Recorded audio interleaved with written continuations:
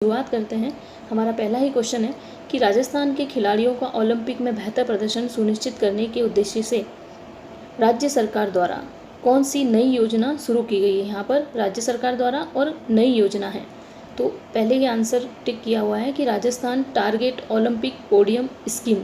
इसके द्वारा राजस्थान के जो लगभग 50 प्रतिभाशाली युवाओं को चुनकर और उन्हें विश्व स्तरीय मतलब पूरे विश्व में प्रशिक्षण और कोचिंग और आर्थिक सहायता दी जाएगी। मतलब जो खिलाड़ी अपना बेहतर प्रदर्शन कर सके और उनके इस प्रदर्शन में किसी भी प्रकार से कोई आर्थिक या शारीरिक किसी तरीके से उन्हें परेशानी है या कमी है, तो उसके लिए सरकार ने ये योजना शुरू की है। इसमें लगभग 50 प्रतिभाशाली युवाओं को चुना जाएगा और विश्व स्तर पर इनकी सहायता की जाएगी कोचिंग के द्वारा और आर्थिक सहायता दी जाएगी।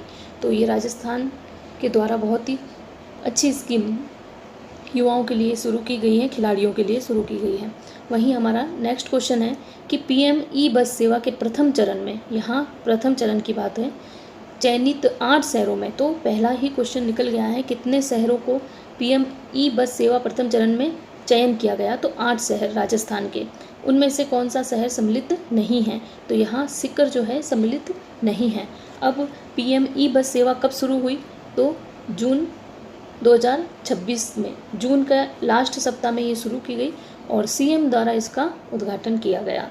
वहीं नेक्स्ट क्वेश्चन है हमारा, हाल में राजस्थान कैबिनेट द्वारा मंजूर किए गए यूनिफॉर्म सिविल कोड बिल 2026, हमारी पिछली ही क्लास में हमने इसकी डिटेल में चर्चा की, तहत विवाह का पंजीकरण कितने दिनों के भीतर कराना अनिवार्य होगा।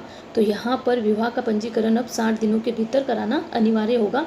इससे संबंधित हमने सारी जो डिटेल दे रखी थी वो भी एक एक करके पूरा अच्छे से डिटेल में इसका क्वेश्चन का हल हमने पूरी न्यूज़ के साथ किया है। कितने समय में आपको पंजीकरण कराना है, अगर पंजीकरण कराने में देरी होती है तो जुर्माना कितना लगेगा, और अगर रजिस्ट्रार द्वारा पंजीकरण करने में देरी होती है तो रजिस्ट्रार पर कितना जुर्माना लगाया जाएगा। ये सारी ही डिटेल हमने पहले ही चर्चा कर ली है। वहीं हमारा नेक्स्ट क्वेश्चन है, आदिवासियों की अमूल्य सांस्कृतिक विरासत को संरक्षित और प्रलेखित करने के लिए कौन सी विशेष योजना चलाई जा रही है। यहाँ से आपको ये मैं कहूँगी कि बहुत ही इम्पोर्टेंट क्वेश्चन आपके लिए होने वाला है, क्योंकि पिछली अभी फर्स्ट ग्रेड का जो एग्ज़ाम हुआ उस एग्ज़ाम में जो आदिवासी संबंधित एक क्वेश्चन पूछा गया कि राष्ट्रपति के द्वारा उनके लिए कोई ऐसा योजना या कुछ था, वो क्वेश्चन उससे संबंधित था। तो यहाँ पर भी आदिवासियों से संबंधित एक क्वेश्चन पूछा गया है कि उनकी संरक्षित प्रलेखित करने के लिए कौन सी योजना चलाई जा रही है। तो यहाँ पर उनके लिए योजना चलाई जा रही है सरकार द्वारा, सौंद माटी धरोहर प्रलेखन। ये योजना, इस योजना के माध्यम से पहली बात तो कि ये योजना 15 नवंबर 2025 से शुरू हुई है। उसके बाद जनजाति गौरव दिवस भी मनाया जाता है, जनजाति गौरव दिवस, और इसका संचालन जो है वो माणिक्यलाल वर्मा द्वारा आदिम जाति शोध एवं प्रशिक्षण संस्थान द्वारा किया जा रहा है, इस योजना का संचालन।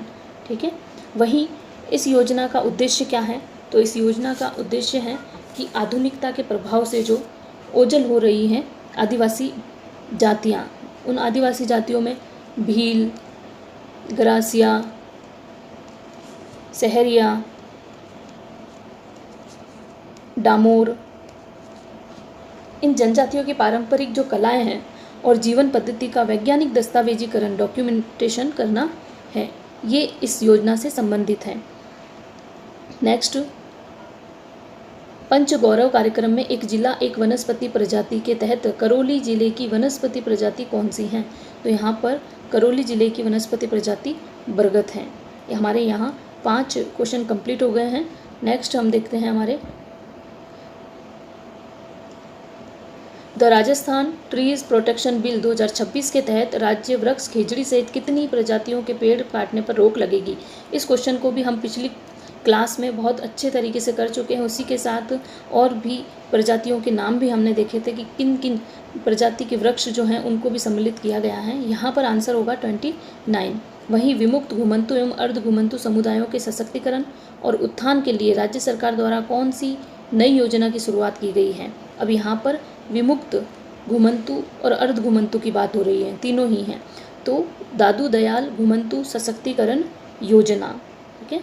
उसी के साथ कृषि एवं बागवानी विकास को बढ़ावा देने के लिए 12 करोड़ रुपए की लागत से किन्नू उत्कृष्टता केंद्र का शिलान्यास कहाँ किया गया है? आप सभी को पता है, ये परसों की न्यूज़ है, श्रीगंगानगर में।